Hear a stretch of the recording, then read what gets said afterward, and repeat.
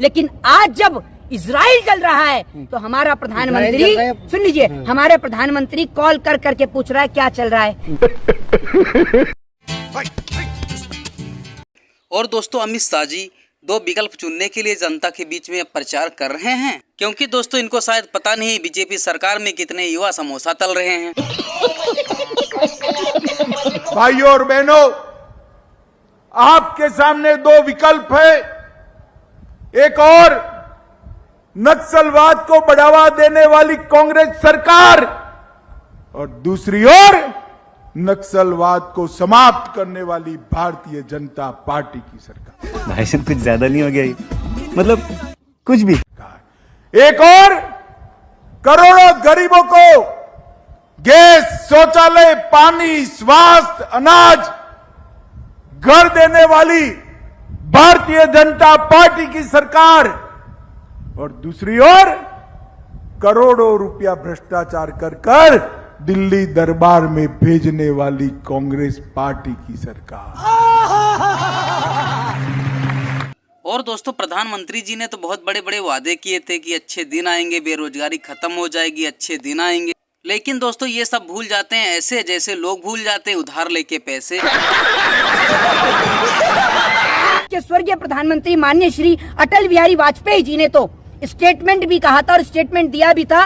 उनका जो स्टेटमेंट आज बहुत तेजी से वायरल हो रहा है, उन्होंने स्टेटमेंट में कहा था कि अरबियों की जिस जमीन पर इजराइल ने कब्जा कर रखा है वह तत्काल उस जमीन को खाली करें।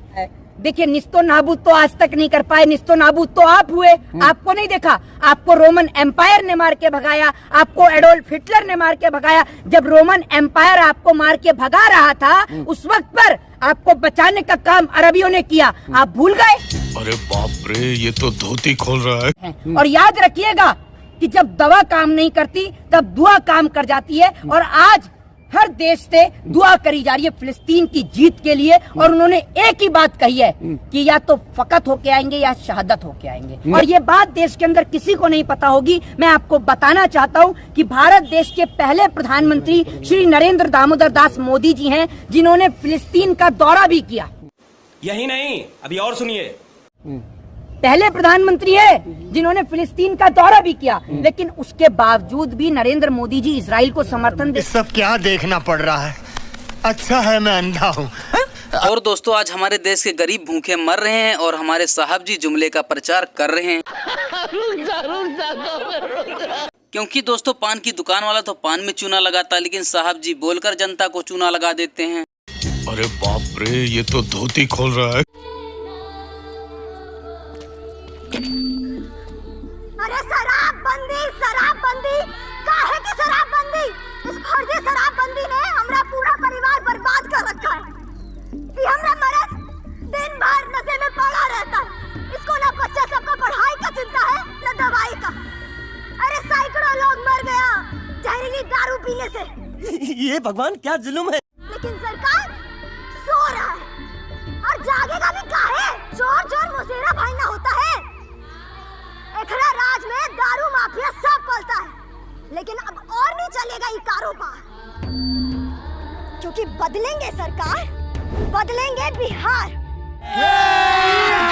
अभी मजा आएगा ना भिड़। और दोस्तों समाजवादी पार्टी के एक महिला ने 5 किलो टाइट डाला और बीजेपी को धो डाला।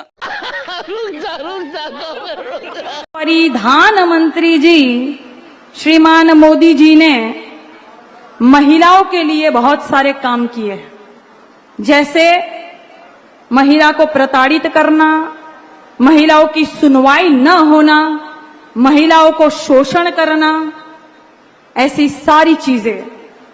और वो जो ट्रक चला जाता है और उसके पीछे लिखा रहता है बेटी बचाओ बेटी पढ़ाओ।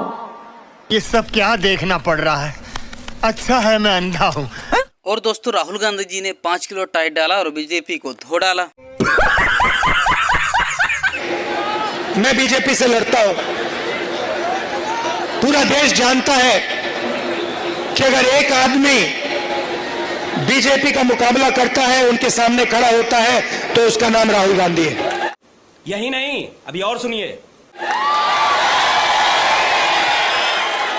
और ये मेरे लिए राजनीतिक लड़ाई नहीं है, ये मेरे खून की लड़ाई है, डीएनए की लड़ाई है।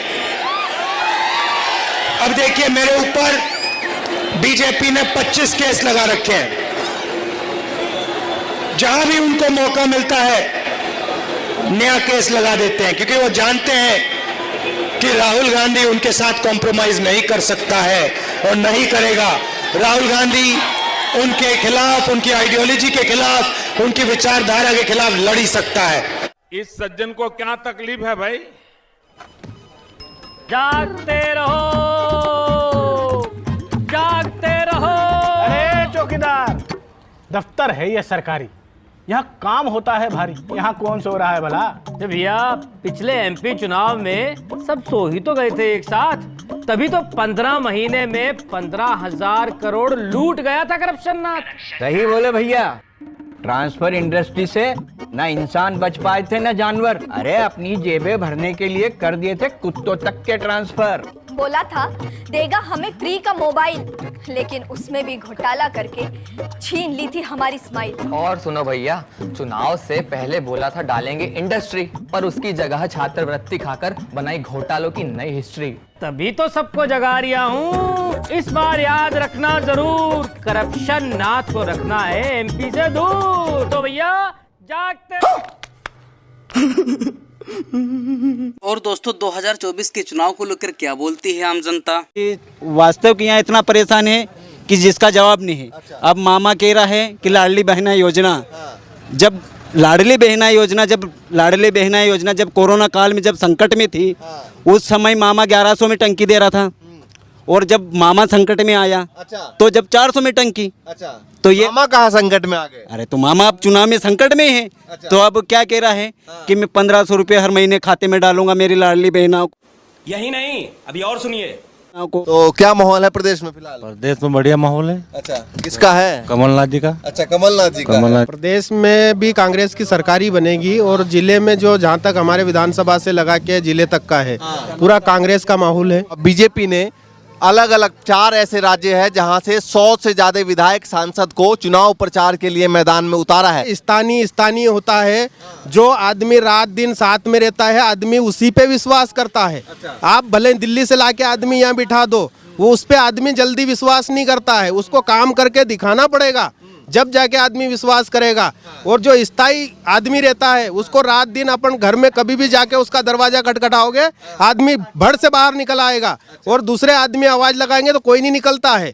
और अभी तो रुको, क्लाइमैक्स अभी बाकी है। क्यों लग रहा है सर साढ़े? क्योंकि मोदी जी सबसे बेस्ट है, बहुत अच्छे काम करते हैं मोदी। कहाँ से हैं?